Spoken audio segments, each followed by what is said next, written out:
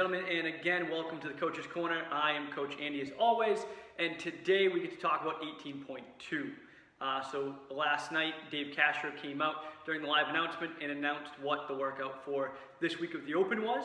And we knew there was a new movement coming based upon a post that he had posted earlier in the day, and that movement happens to be the double dumbbell squat.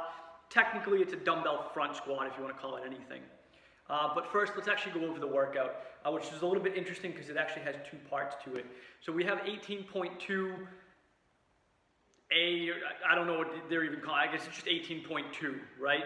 And that is an ascending ladder of dumbbell front squats and burpee over barbell facing. And so athletes will start with 1 rep of each, then move to 2 reps of each, and then 3 reps of each, all the way up to 10 reps. Once they complete that, they then move on to technically what's called 18.2B. And basically what that is they have amount of time, whatever's remaining, we'll talk about that in a second, to establish a 1 rep max clean. Any type of clean that they want, muscle, power, or squat.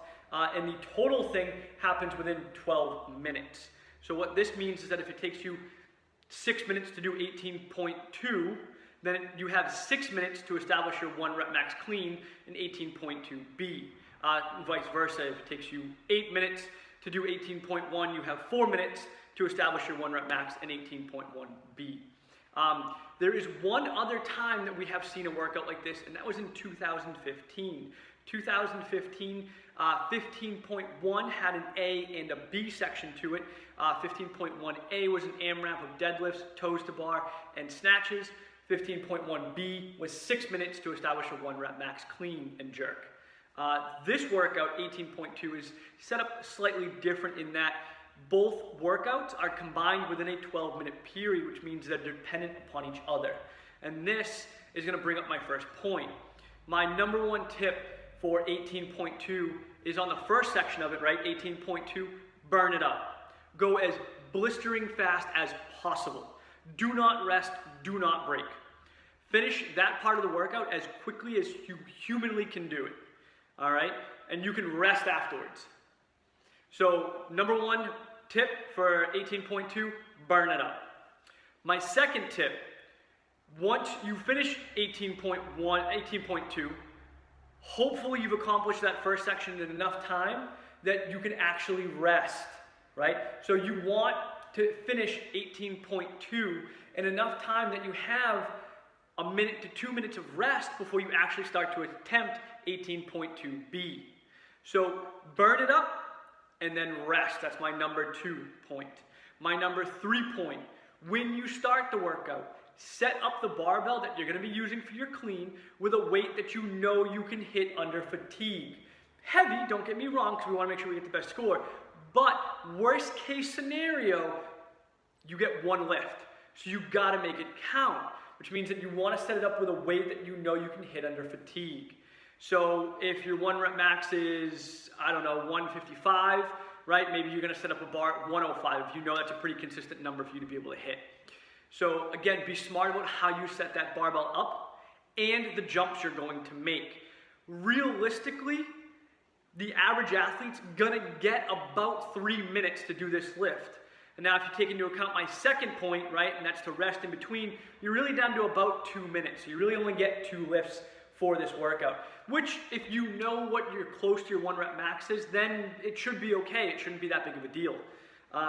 So guys, that's, my 3 main points for 18.2. And 1, in that first half of this workout, burn it up. Go as fast as you humanly can so you have as much time as possible to rest and lift. Number 2, rest. In between each portion, right, in between 18.2 and 18.2B, make sure you take a rest. Minute, 2 minutes, ideally if you can. Number 3, make sure you set up that weight when you start this workout with a weight that you know you can hit, right? Don't go in, fail because you only had 40 seconds and get a 0 for 18.2B. That'd be the worst thing in the world. So go in with a weight that you know you can hit under duress, but it's still approaching your 1 rep, it's closer to your 1 rep max. And realistically, guys, as I mentioned previously, the average athlete's gonna get about 3 minutes. And so if you take into account, again, resting, making sure you're recovered enough to hit those numbers, you're probably looking at 2, maybe 3 lifts tops. So keep that into account and plan out your weights accordingly. Make sure you know what you're going to jump to. All right, we're going to go over some movement standards. The dumbbell front squat's pretty easy. The burpee this year is a little bit different, so you're going to have to watch out for that. And then, as I mentioned earlier, the clean can be done in any fashion possible. Muscle, power, or squat. What I'm going to say is if you're more comfortable and you can lift heavier weight squat clean every single rep that you do. Don't start in a power and then move to a squat. Just squat clean every single rep. I know your legs are probably going to be toast, but it helps the central nervous system to get adapted to that squat cleaning to begin with. So you're not trying to power clean it, and then when it gets heavier, failing because you can't get under the bar. So make sure you keep an eye out for that. Other than that, guys, we're going to move into some movement standards. For the burpee, this year, guys, we have a bit of a difference in the standard, right? So for RX, both feet must kick out at the same time. Both feet must come in at the same exact time. You must, again, for RX, do a 2-foot takeoff to a 2-foot land. The rep counts after you do the burpee and you get over the bar. For scaled, you can step in and out and you can step over the bar. So that's a little bit different. But the main point, guys, is that both feet for RX must kick out at the same time and must be pulled in at the same time. There is no standard saying that you cannot do a step up to the bar after you've jumped up from your burpee. So you can jump up to your burpee, take a step, and then jump over the bar. It's completely acceptable. All right, guys, well, that's it for the movement standards, and that's really it for 18.2. 18.1 was a long sludge fest, just a grinder of a workout. 18.2 is a burner. You guys are going to have to really dig deep to push hard on that first section and get that done as quickly as possible. Again, just quickly going over my couple tips for this workout. One, get the first section, 18.2, done as quickly as you can. Number two, that should allow you enough time to rest before 18.2B, where you have to do your lift. Number three, make sure you set that barbell up with the starting weight that you know you can hit under duress, but it's still relatively heavy and closer to your 1 rep max. And realistically, guys, as I said multiple times earlier, anticipate getting about 2 to 3 attempts at that barbell, and that's about it. So make sure you plan your weights accordingly.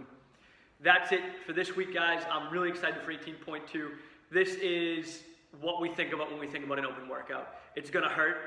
You're going to have to dig deep, and you're going to have to get real comfy in the pain cave. But it's going to be well worth it, and I think a lot of you athletes are actually going to be pleasantly surprised at how well you do with that 1 rep max clean afterwards.